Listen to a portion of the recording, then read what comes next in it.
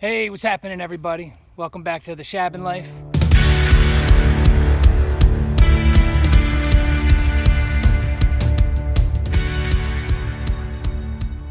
Previously on the ShabinLife. Let's rewind. The road was put in. The foundation was put in. While I was crazy sick, we had a slab poured, and it turned out perfect. I would like to have poured the slab myself. Getting sick just made that not possible. Fortunately, I was able to get somebody to pour the slab for me, and it worked out really good. They were able to kind of slip me in the schedule, and it's nice to be back up here with everything done so that I can keep moving forward.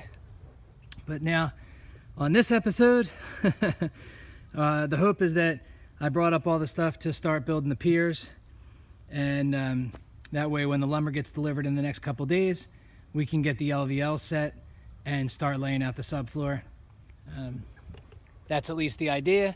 We'll see how much I can get done over the next few days without setting myself back and getting sick again. One point. So I ran the string down and put a pier and set it perfectly with the center of the beam pocket, right underneath this first block, the column block. And then that string runs all the way across the ground, and it might be tough to see, but it just the same thing goes up and over the other side, center of the beam pocket. Now that string will eventually run over the top plate that I'll use so that the height of the LVL is right. But for right now, I'm just trying to lay the block out.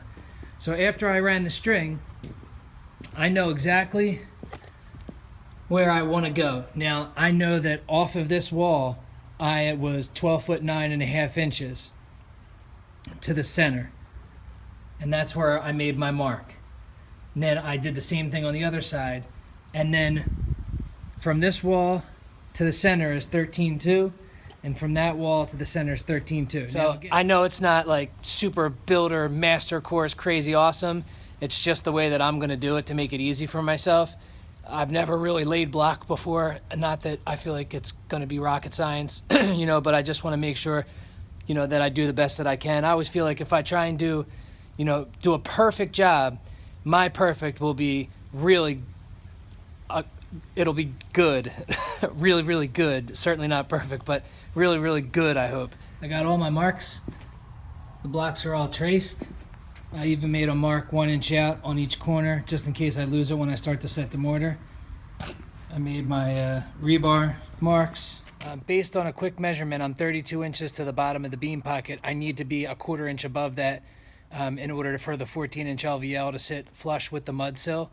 So I think because the blocks are like 7 and 5/8 or 7/8 because of the 3/8 mortar set, I should end up being really close and not having to cut any of these blocks, which would be great. If I need to, no big deal. But it'd be great if it worked out where I could stack it and it just was 4 full blocks. So we'll see what happens. But I think that's it for tonight. I'll see you guys in the morning.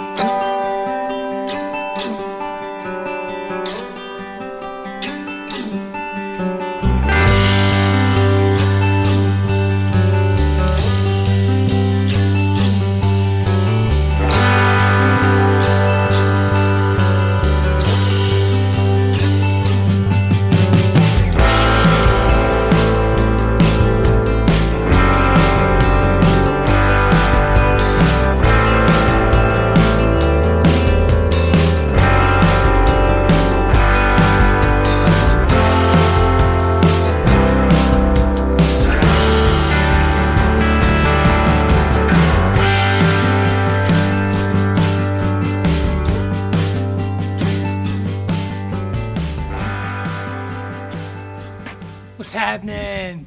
All right, columns are built. Now I'm just gonna mix up some cement, which I started doing already to fill the columns.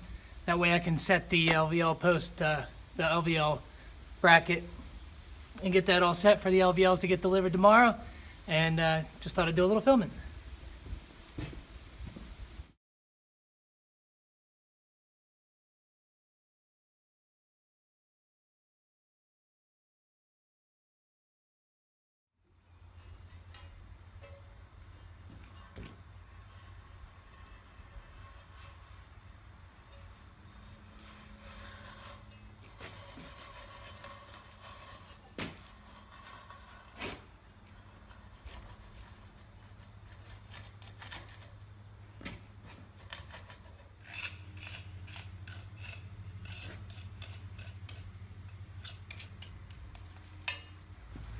So I got one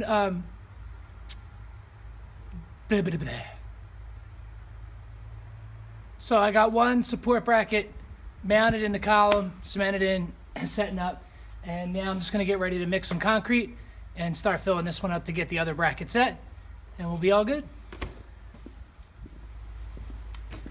I'll tell you, I don't know what I would have done without that rain collection system on the Shabin roof.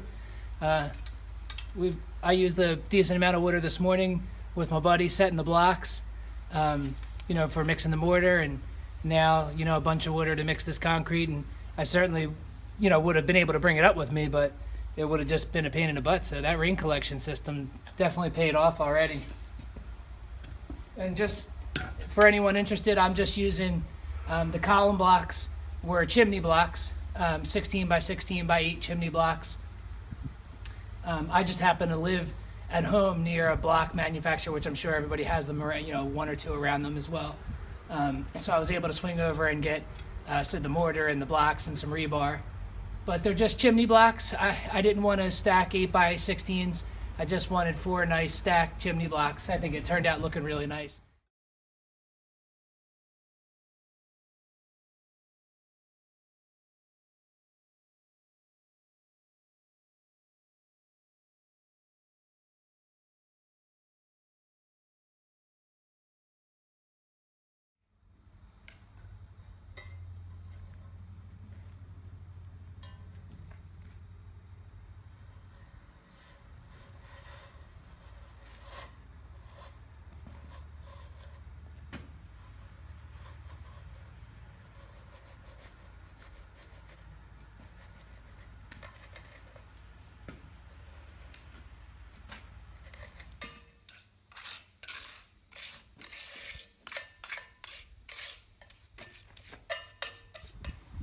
All right, so not a bad day so far, I should say. The columns are in. Post brackets are in. Everything looks really good. First time setting these, so feeling pretty good.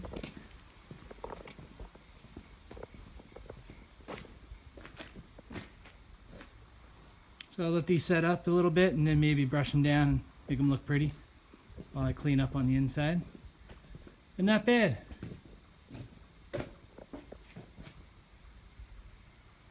Ready for a main beam. Just got the lumber delivery this morning to get started.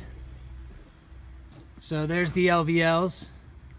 Underneath are the floor joists, some band joists, and unfortunately the lumber company brought pine sill plates, so they should have been pressure treated. So my man's on his way back to the lumber yard to get them exchanged and get back here with the treated so that I can get started.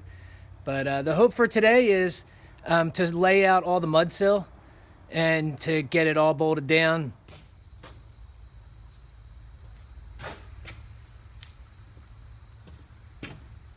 All right, so I'm gonna start putting on the sills. Maybe a little more unconventional than most builders. Like again, I said, I'm just Joe home builder. So pressure treated just got dropped off. The Advantech subflooring just got dropped off as well. So first what I did was I laid out how I wanted my sills. Pressure treated is really hard to come by right now, as I'm sure most of you the guys are dealing with out there with all sorts of projects. So I was only able to get by 14s. I really wanted by 16s, would have made less cuts, and it would have overlapped the superior wall joints. So again, there's sort of certain requirements. So I got to be, there's no splices within 4 feet of, a wall connection. So you just got to keep these things in mind while you're laying some stuff out. So what I came up with was basically like a 6-foot piece, a 14, a 14, a 6, and that gives me bolt hole configurations that, adhere to, what they require and all that good stuff. So what I did was I marked the lines on top the foundation wall as to where I wanted the boards to generally sit. I'm gonna have to cut the N2 pieces anyway, so I'm not too worried about it. As long as I can get, the anchor bolts in, I'm good to go. But then I went back and I basically marked on the front each of the bolt holes that I'm gonna use through the superior wall foundation, because I'm gonna be drilling up through the boards and then sinking the bolt down and washer and putting it on. That way, once I put the construction adhesive down and lay the board down, square it all up, clamp it down, I'm good to go. I also checked all the holes because I noticed that some of them, got filled with concrete when they were casting the walls, which sucks, especially when it's ones that are closest to the corner. 2 of them I was able to clean out. 2 of them I'm not able to. Fortunately, the next bolt hole is just about 12 inches, so I should be safe. Small things that, not to overlook before you set this down. If I would have, put the adhesive down and set the board and then found out that one of the holes was, clogged up on the inside, I probably wouldn't have been able to clear it from the bottom. I would have had to go from the top. Plus, as you're laying it out, it's a little easier to see the bolt holes from the top because there's foam insulation on the underside. So, laid the board out, made my marks where I need to, marked where my bolt holes were. That way, once I fire up the generator, I don't have to sit here trying to figure some stuff out. But basically, no sill seal because superior wall requires bonding between the foundation top and the mud and the sill plate. So construction adhesive, mud sill, good to go. And then what I'm going to do is go back and probably use like a small gap foam on both sides of the sill plate just as an air gap filler. But I'm going to start putting this one together, and they're generally all going to go together that same way. So maybe I'll show one and then kind of a little bit here and there as I go along. But I've got this all marked out. Now I'm just going to grab some construction adhesive. I'm just using Loctite, and then I'm going to squirt it on the foundation top, lay my board down, square it up from the outside wall, and then I'll clamp it down and start drilling some holes.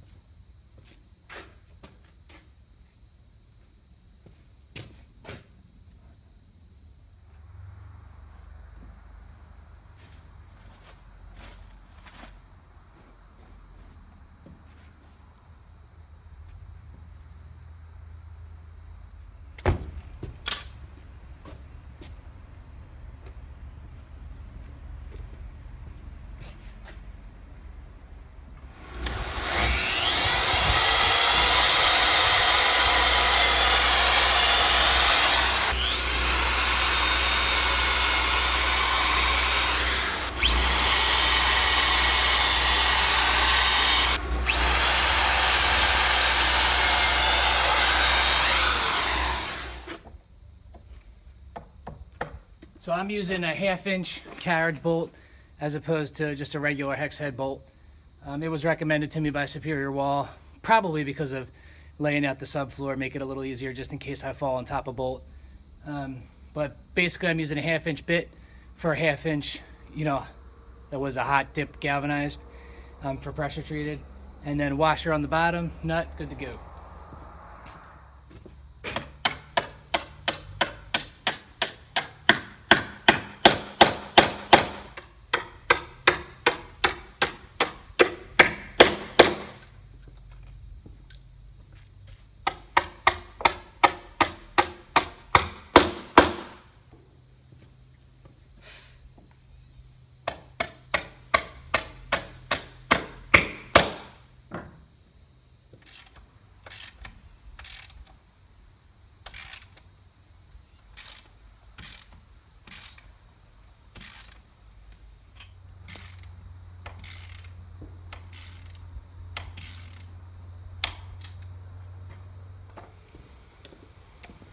Alright, so that's one board down, and that's basically what I'm going to do around the rest of the perimeter. Just set one up, lift it up, mark my holes, construction adhesive, set it down, drill my holes, bolts through, lag it up, and be good to go.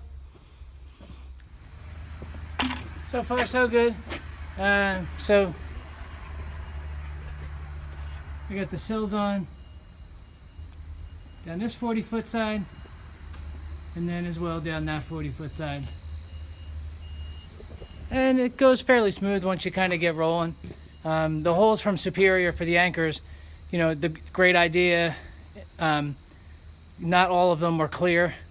Some of them I had to rotor hammer just to get through maybe some of the concrete when they got up into the hole. Other than that, it's been pretty straightforward.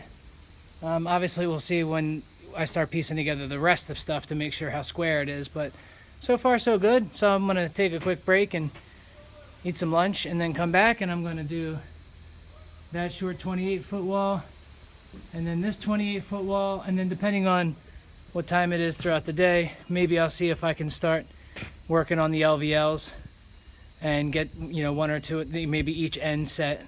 We'll see what kind of time there's. We'll see if there's enough time. Maybe Bed Bath and Beyond. I don't know.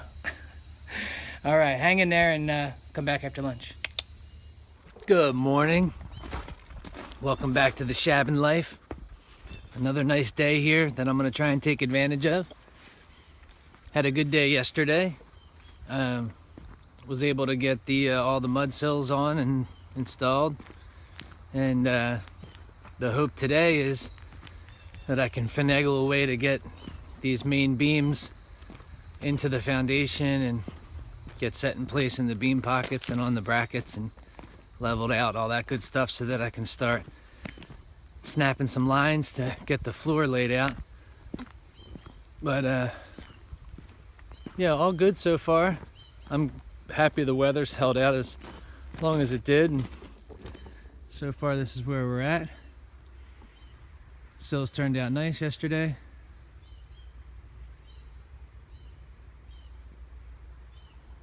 But yeah, now I'm gonna uncover some stuff and see if I can figure out a way to get these beams up in there.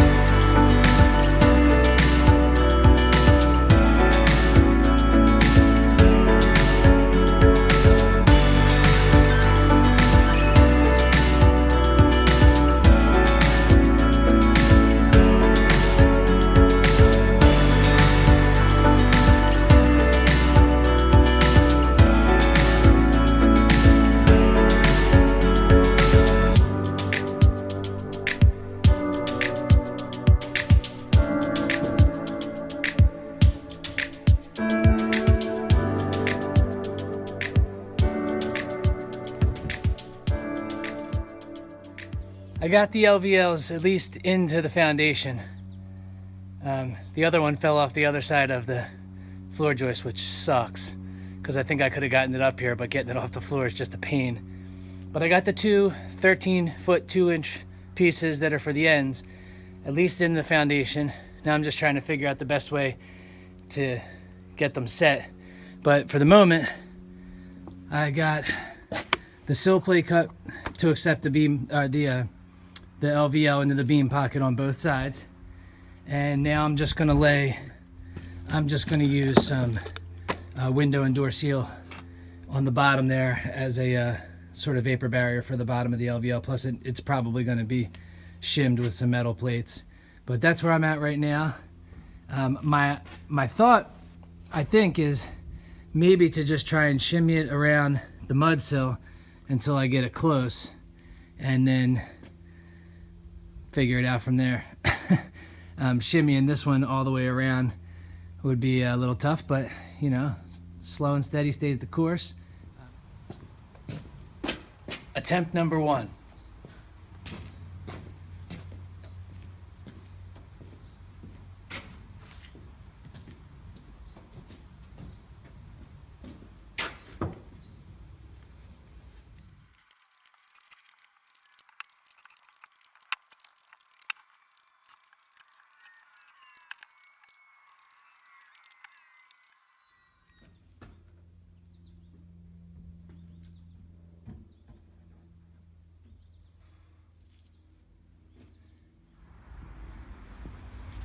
Sorry, didn't have the camera put in the right direction, but one down, that wasn't too bad.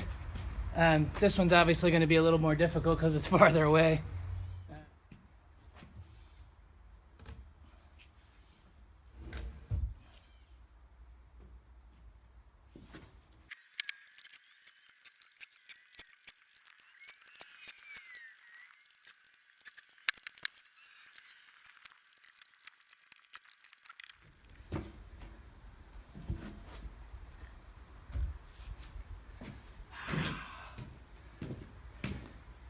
One man moves 300-pound LVL.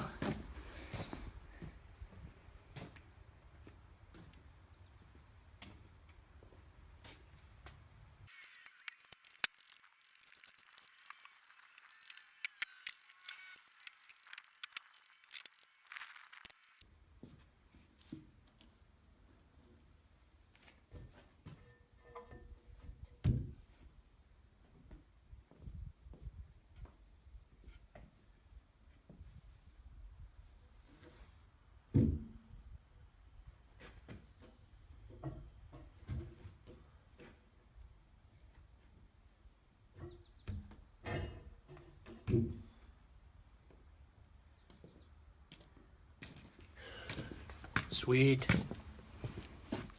All right, so I got the LVLs all set. Everything looks pretty nice going across. The beam pockets are 1/4 inch low, so I'm going to be shimming the ends of the girder. And to do that, I'm just going to use a high jack to lift the girder. So this is the other side. I've got all the shims figured out for this side as well. And all I did was put a little bit of like a liquid weld, a dot in between each plate. And then I stacked the plates together, taped them so that they wouldn't slide while the liquid weld set. And then a little dab of polyurethane concrete sealant on the bottom just to stick on the vapor barrier so that it doesn't shimmy back and forth when I'm setting the beam.